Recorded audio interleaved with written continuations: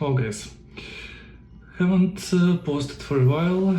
For the most part you've probably seen my fine videos, but today I want to share something really practical. The lessons that I've learned the hard way while I was working on my private pilot certificate in the past 2 years, which I've got, by the way, this summer 2024. I'm a licensed private pilot right now, and looks like I've made most of all possible mistakes that a student could make. So that's why I would love to share these learnings with you, hoping that you will be able to save a lot of money and effort on the way.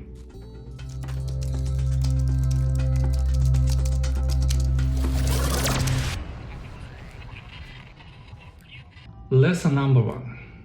Day cost. It's quite expensive. Let's have a drill down. Alright guys, so let's see. So here I'm on the page of the school where I was training. I'm not affiliated, not sponsored with them in any way, just a great school in the area. I was literally a student there, right? It's Kegel. So they have a really nice page here. How much does it cost to become a pilot? With some kind of a breakdown. Here I would like to point several things, right? So there are 2 major items that you will need to account for, and that's your aircraft rental fees and the flight instruction. The rest, your ground school, you can take it, and I would recommend that you take it online. Gold Seal, Sporties, lots of other options available for 300, 200 bucks. You can get it all done. Then books and the rest of materials, here again, like you may or may not purchase them, and the rest is relatively small to aviation. So let's take these 2 costs and see. Okay, so I took the relatively busy airport as an example. I trained at Fort Lauderdale Executive. So the first item is your flight lessons, and here I'm taking the wet rate, assuming we have the fuel factored in. I'm taking 165 for your aircraft, 65 for the instruction, so we end up 230, 250 per hour. Then how? So what is the hour? So the hour is a very abstract thing, because for the lesson you will need 2 to 3 hours. Most likely that would be 3 hours per lesson, and you will pay around 700 USD for a lesson. And why is that? Because it's not just your, you won't be in the air practicing for the full 3 hours. You will start with starting the engine, running your checklists, taxiing, getting clearances, getting weather, then run up, taxiing, waiting in sequence to be released, to be cleared for takeoff, because usually there is, well, very often there is a line, and then finally there will be takeoff time. Then you need to get to the practice area. If you are getting to the practice area, you do your work in the practice area for an hour, hour and a half, and then you go back. And on getting back, you need to request your clearance. You may need to wait, you may need to hold outside of class Charlie or Delta, where you're training. Then you are landing and taxiing to your parking spot, and only then you shut off your engine and stop paying. So you will have to factor at least 2 or 3 hours per lesson, out of which you will probably be actually doing some work, maybe in half of the time. And again, I'm being very pessimistic here, right? I want you to understand what goes into it. So the bill for a single lesson would be around 700, 600, 700 per lesson. Then how many hours do I need? I'm factoring it 60 again. If you feel more comfortable, if you are more energized, if you are more motivated, if you have prior experience, if you work in a simulator, if you have relatives or a lady who flew you once in a while when you were young, then this number will be lower. I'm taking 60 here, so we will end up approximately like 18,000, which I would round up to $20,000. The realistic expectations would be take this $20,000 and then multiply it by at least 30%, just add 30% as a buffer.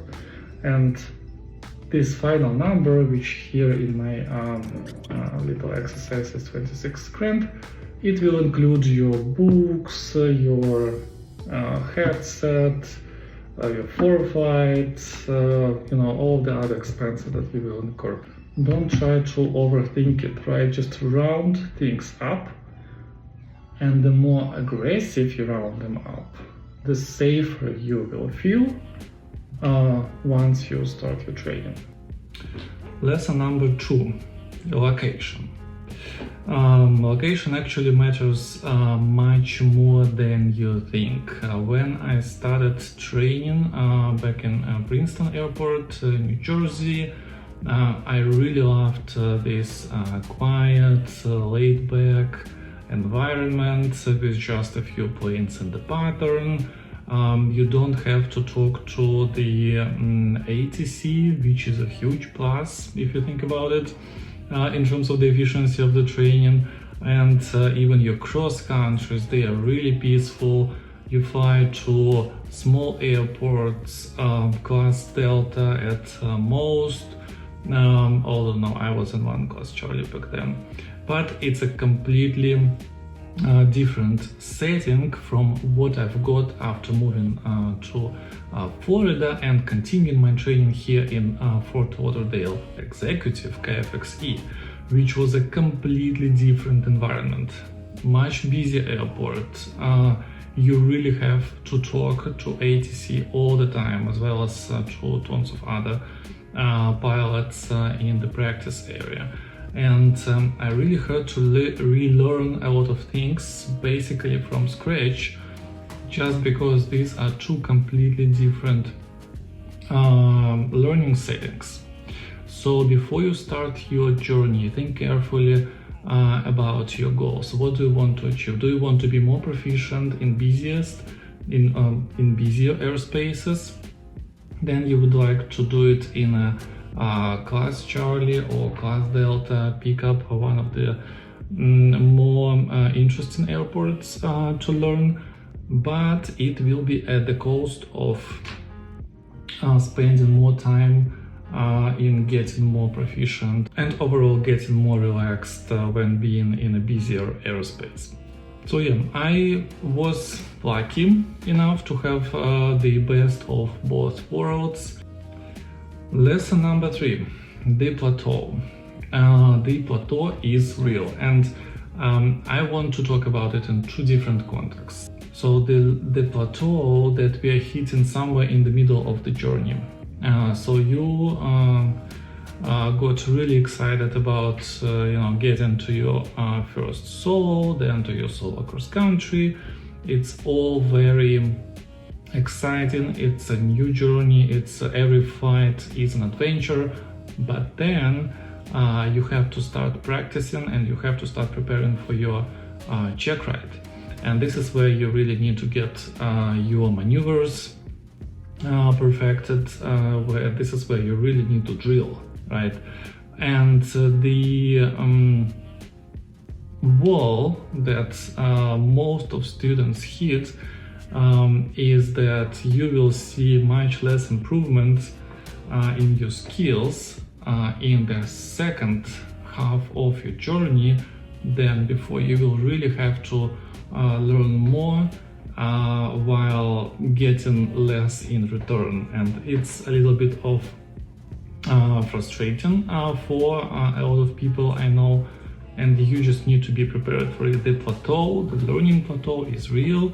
you need to expect it, and the secret is quite simple. You just really need to keep going. And the second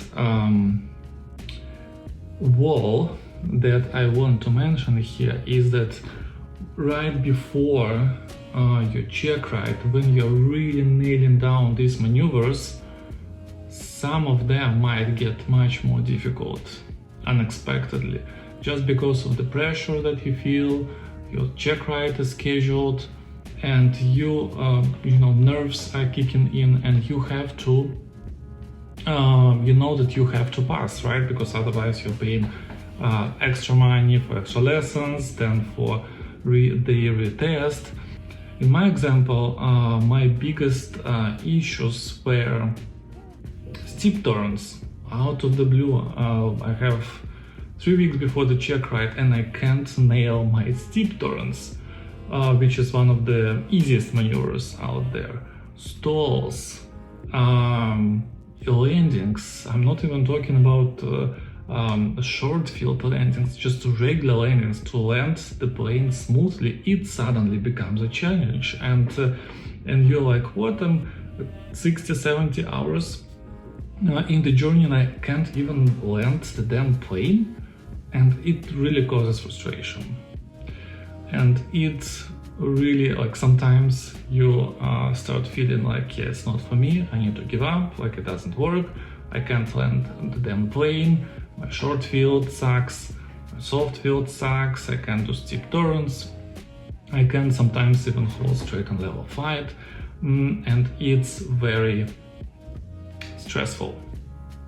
Also, one of the learnings is that closer to the end of the journey, you will be really drilled on by your school or your CFI, while they will try to practice as much maneuvers as possible in the shortest amount of time.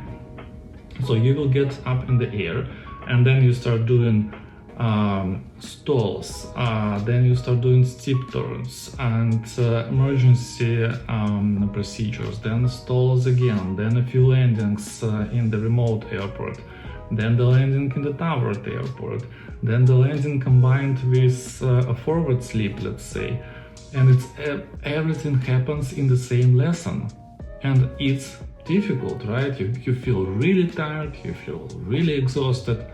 But again, that's expected, that's normal. Don't give up, do it, try to get back in the air, and you will do just fine. Lesson number 4, the theory, right? Your learnings, your books, your tests, your exams.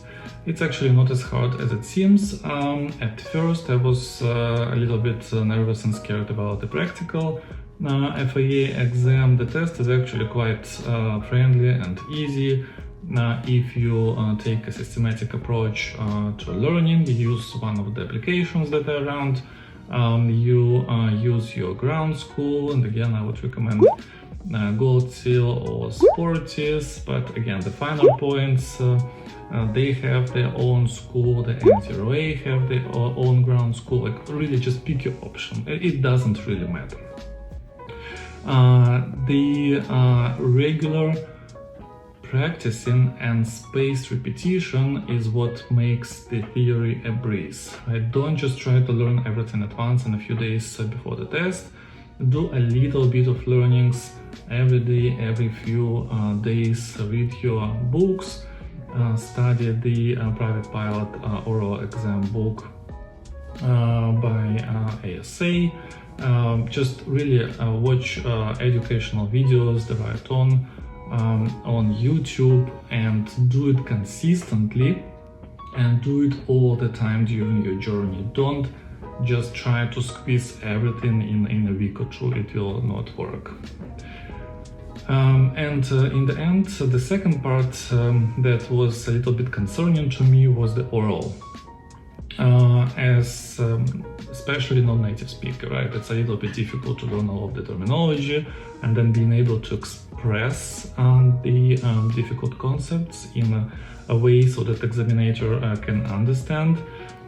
So that was a concern for me in the beginning of my journey, but then closer to the end, again, you're practicing, you're talking to your CFIs, and then you a member of maybe some aviation groups in the area, and this vocabulary, the ability to express your thoughts, it comes in naturally.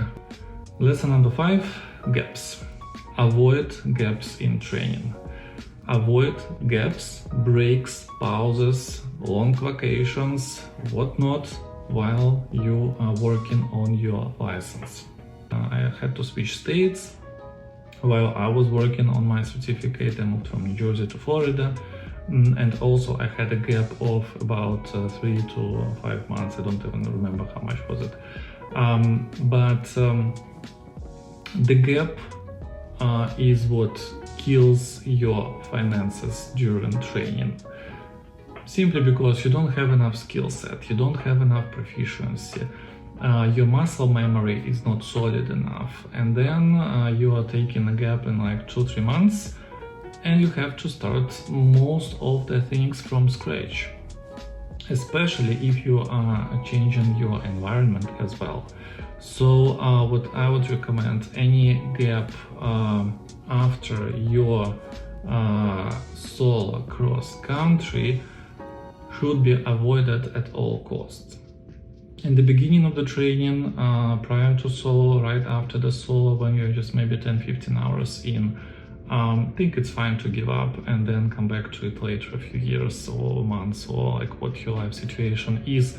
But if you are after in your cross-country phase, if you are working on nailing down your maneuvers for the check ride, don't stop. Do whatever it takes. I know a lot of students, they were taking their breaks to get their finances in check. Ran out of money, right? That's one of the most common excuses, or not excuses, I would say reasons, and that's a very solid reason, but find some ways around it. If you are preparing for your check ride, don't stop, don't give up. It will save you a ton of effort and money. What I would do, if I were 2 years ago, I would finish my training back in New Jersey. And finally, lesson number 6, right? Was it worth it? With all the mistakes that I've made, all of the money that I spent on it, I'm still pretty sure that yes, it was. The magic of flying is something that you would never experience anywhere else. I strongly believe in it. It's really the option to see the world from a completely new perspective, especially if you have an aspiration for flying. If you love flying, you will never regret it. And all of these challenges, all of these hardships, they only make us stronger. But to experience the magic of flying, you really need to get started. And no matter what your journey or situation is, I highly encourage you to take a discovery flight, at least your local airport. See how it feels like, see if you really like it, and then if yes, then use the lessons that I've shared in this video and see if you are ready to start your journey. And if not, then it's fine. Just take a pause, take a break, wait a year or two. That's absolutely fine. People are starting flying in their 50s, 60s and 70s, and they even make a living out of it. So never give up, focus on the long-term goals and enjoy the journey. That's what it is. Thank you so much for staying with me today. Of course, like, subscribe and share this video, especially if it was useful to you or you think that some of the friends might benefit from it. Yeah, see you later.